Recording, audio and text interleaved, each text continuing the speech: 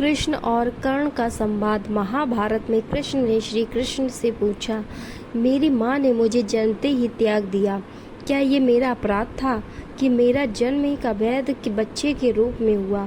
द्रोणाचार्य ने मुझे शिक्षा देने से मना कर दिया क्योंकि वो मुझे क्षत्रिय नहीं मानते थे। क्या ये मेरा कसूर था? परशुराम जी ने मुझे शिक्षा दी, साथ में ये शाप भी दिया कि मैं अपनी विद्या भूल जाऊंगा क्योंकि वो मुझे क्षत्रिय समझते थे। भूलवश एक गौ मेरे तीर के रास्ते में आकर मर गई और मुझे गौवध का शाप मिला।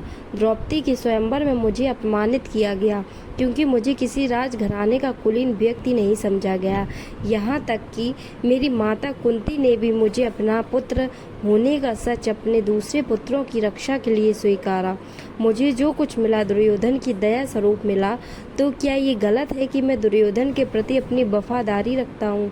श्री कृष्ण मंद मंद मुस्कुराते हुए बोले, कर्ण, मेरा जन्म जेल में हुआ था। मेरे पैदा होने से पहले मेरी मृत्यु मेरा इंतजार कर रही थी।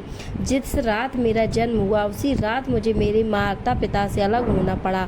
तुम्हारा बचपन रथों की धमक, घोड़ों की हिनहिनाहट और तीर कमानों के साए में गुजरा। मैंने गायों को चराया और गोबर को उठाया। जब मैं चल भी नहीं पाता था तो मेरे ऊपर प्राणघातक हमले हुए। कोई सेना नहीं, कोई शिक्षा नहीं, कोई गुरुकुल नहीं, कोई महल नहीं। मेरे मामा ने मुझे अपना सबसे बड़ा शत्रु समझा। जब तुम सब अपनी वीरता के लिए अपने गुरु व समाज से प्रशंसा पाते थे, उस समय मेरे पास शिक्षा भी नहीं थी। बड़े होने पर मुझे ऋषि संदीपनी के आश्रम में जाने का अवसर मिला। तुम्हें अपनी पसंद की लड़की से विवाह का अवसर मिला। मुझे तो वो भी नहीं मिली जो मेरी आत्मा में बसती थी। मुझे बहुत से विवाह राजनैतिक कारणों से या उन स्त्रियों से करने पड़े जिन्हें मैंने राक्षसों से छुड़ाया था। जरासंध के प्रकोप के कारण मुझे अपने परिवार को यमुना से ले जाकर सुदूर प्रांत में समुद्र के किनारे बसाना पड़ा। दुनिया ने मुझे कायर कहा। यदि दुर्योधन युद्ध जीत जाता तो विजय का श्रेय तुम्हें भी मिलता, लेकिन धर्मराज के युद्ध जीतने का श्रेय अर्जुन को मिला। मुझे कौरवों ने अपनी हार का उत्तरदायी समझ। हे कर्ण, किसी का भी जीवन चुनौतियों से रहित नहीं है। सबके जीवन में सब कुछ ठीक नहीं होता।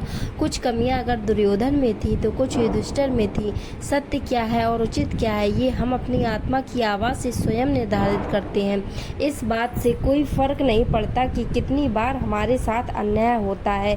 इस बात से कोई फर्क नहीं पड़ता कि कितनी बार हमारा अपमान होता है। इस बात से कोई फर्क नहीं पड़ता कितनी बार हमारे अधिकारों का हनन होता है। फर्क सिर्फ इस बात से पड़ता है कि हम उन सब का सामना किस प्रकार करते हैं। प्रेम से बोलो जय श्री राधे कृष्ण। दोस्तों, कैसा लगा वीडियो हमें कमेंट्स में बताएं और ऐसी वीडियोस के लिए इस चैनल को सब्सक्राइब करें। धन्यवाद।